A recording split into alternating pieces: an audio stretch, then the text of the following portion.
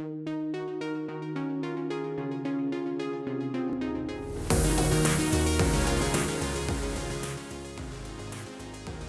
and welcome to What America's Thinking, where we discuss key elections, demographic trends, and public opinion. I'm Rafael Bernal. And I'm Julia Manchester. Today marks the one-year anniversary since Russia's invasion of Ukraine and the start of the war. President Joe Biden surprised the public with his visit to Ukraine this week, where he met with President Volodymyr Zelensky in a display of solidarity with the war-torn country. Remind us that freedom is priceless. It's worth fighting for as long as it takes, and that's how long we're going to be with you, Mr. President, for as long as it takes. We'll do it. Thank you. While in Kyiv, the president announced an additional $500 million in assistance. That's in addition to more than $50 billion the U.S. has provided for shells, anti-tank missiles, air surveillance radars, and other aid. So according to new polling by The Economist and YouGov, a majority of Americans support providing Ukraine with food and medical assistance. Only 12% are opposed. But when it comes to financial support, 52% are in favor of providing aid and 31% are opposed. And 18%, they're unsure. So how are Americans making the distinction, do you think, between providing, tanks and not airplanes yet, apparently, but tanks and ammunition and sending money?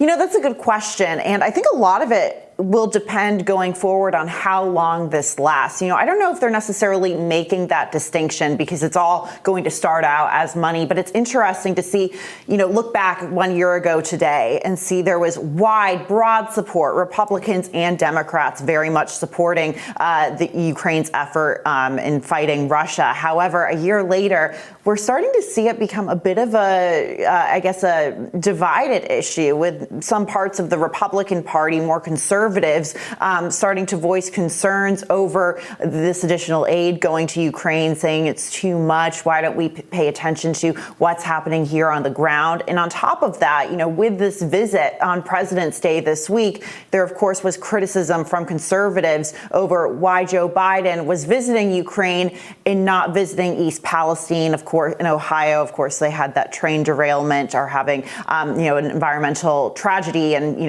emergency over that. So you look, I think it's become so much more divided and it's almost become more politicized here in the United States over the past year. Yeah, I agree. And there is a part where Russian disinformation and Russian propaganda sort of meshes very well with that, especially that financial assistance or concerns about that financial assistance. Because let's remember the Russians, they said that one of the reasons they started this war, or as they call it, special military operation, they say it was over corruption in Ukraine. Mm-hmm. And of course that meshes very well with how Ukraine first hit the airwaves in the United States, because it seems like a century ago, but there was that first impeachment of Donald Trump, and then there was all these accusations of Joe Biden and his family and Burisma, and so all of that sort of unresolved chatter, mixture of disinformation, half information,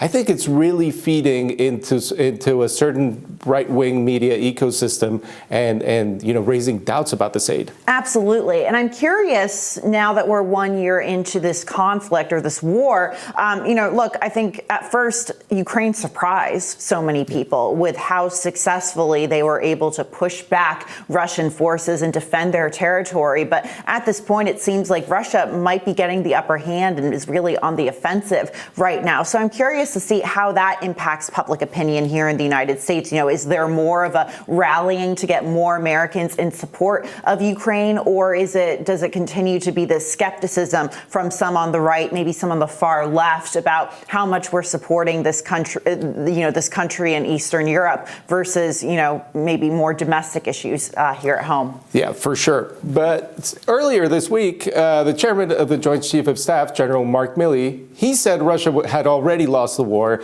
and he alleged that Vladimir Putin's forces have, quote, lost strategically, operationally, and tactically. But our next guest says that statement is far from the truth. Joining us now to weigh in on all of this and provide some context is senior fellow and military expert at Defense Priorities, retired Lieutenant Colonel Daniel Davis. Welcome. Thanks for having me. On this anniversary of the Ukraine war, we've seen President Biden who's betting big on the Ukrainians winning this war. You wrote that maybe, this war is not over and we don't know who's going to win. How expensive of a bet is the president putting on Ukraine? Well, I think it's pretty significant, both for the country and probably for him, even on a personal level, in terms of his political career and upcoming elections, et cetera. Because it's always a dicey situation for any politician. You back a certain policy, or in this case, you back a certain outcome in a military conflict, and if it doesn't go that way, oftentimes it can have negative ramifications. But of course, the bigger issue is the implications for the people on the ground, and that's tragic and devastating, no matter how this thing ends up, because it's already been just catastrophic in the cost to the Ukrainian people. Colonel, I want to touch on a news of the day topic. Just recently, within the past few hours of the taping of this segment, the White House announced that it will impose sanctions on 200 individuals and entities that include Russians, as well as third country actors in Europe, Asia, and in the Middle East. Over the past year, we've seen a number of sanctions from the Biden administration on these individuals. I want to get your sense as to how, impactful these sanctions are, because it seems like Vladimir Putin and the Russians are continuing this offensive. And right now, at this point in the war, as we're a year into it, it seems like they're almost gaining the upper hand. Well, certainly, in terms of the sanctions, we just got to be honest. They literally have no impact on Russia's ability to wage war. You can say, well, it hurts them a little bit and it's costing them some in various areas, and that's also true.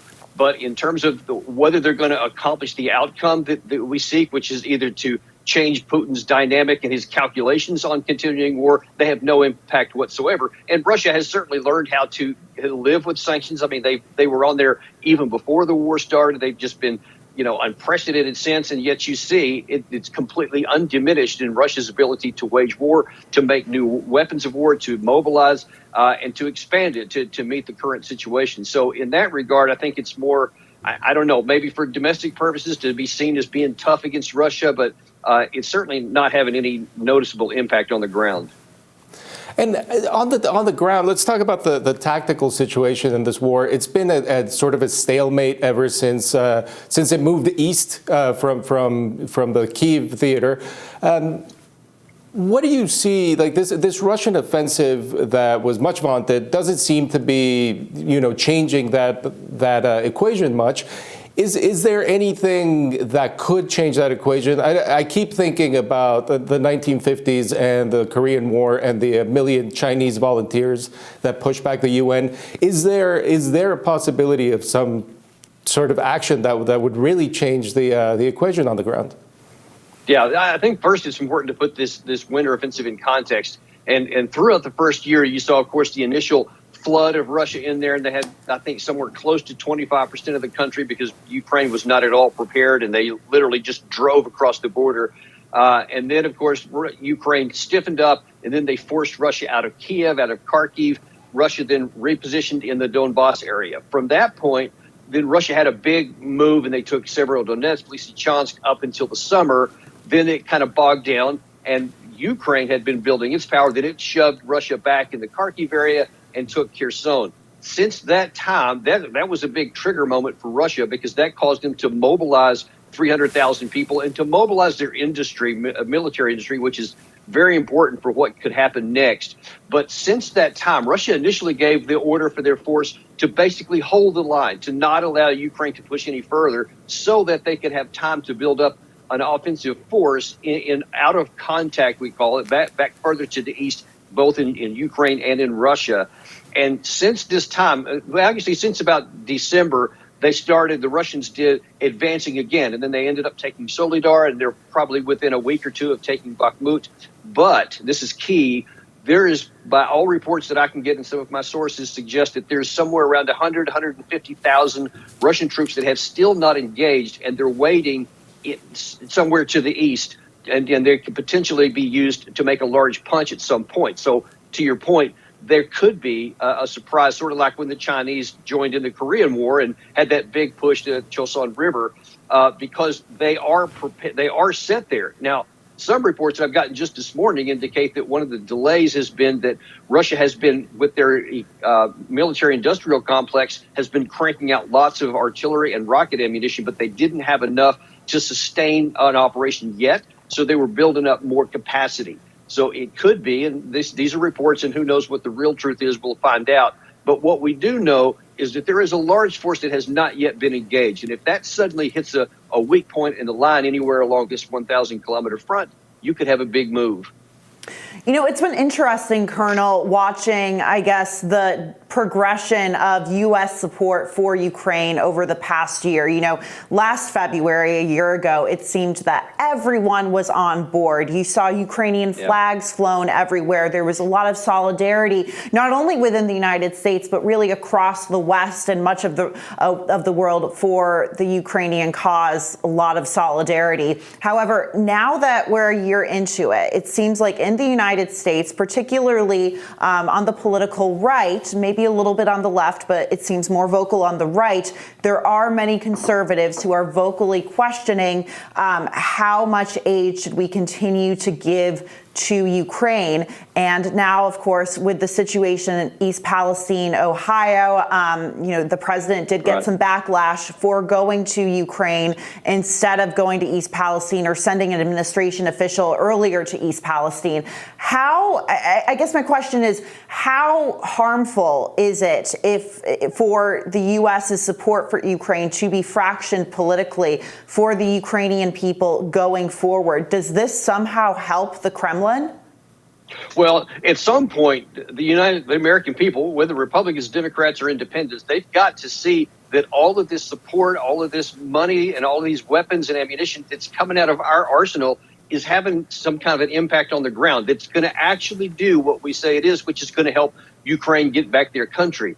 If they see that this stays in, even if it just stays in a stalemate, but much less if Russia continues to advance with this offensive here, then people are going to start saying, well, why are we continuing to do this? Why is it in America's interest to continue to diminish our own arsenals of weapons and ammunition if it's not even helping the Ukrainians and it's just perpetuating the war? And those are valid questions to have.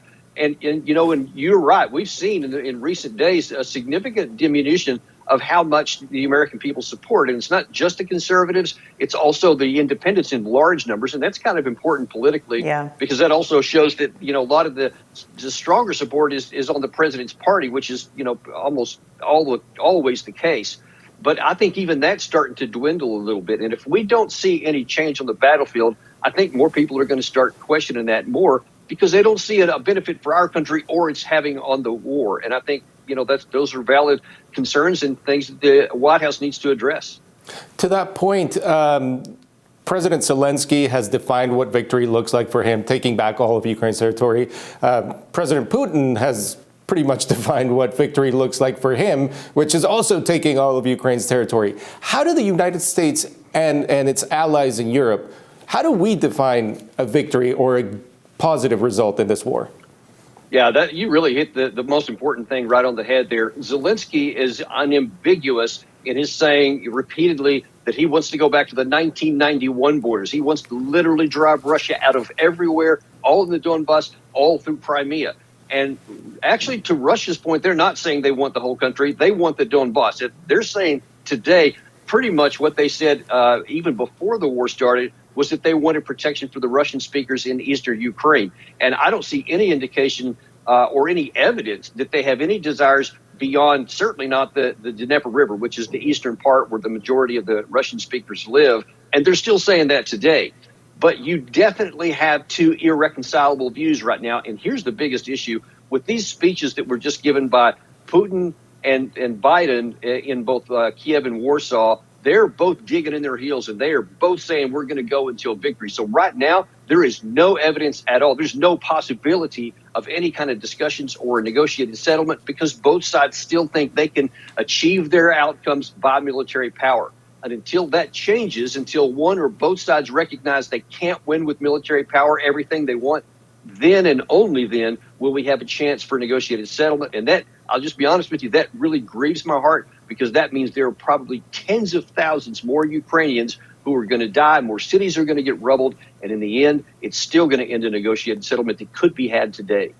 Yeah, Colonel, obviously, those of us watching this conflict, this war play out in Ukraine, we can't understand what the Ukrainians are going through. However, it's interesting to get your take on how the U.S. is continuing to support them and to bolster them in this. And we, not to use a cliche, but we're in unprecedented times in this foreign policy situation. Thank you so much for joining us. Thanks for having me. I appreciate it. And coming up, we'll dig into the subject of police reform with Corey Grable. He's running to lead the Police Benevolent Association in New York City.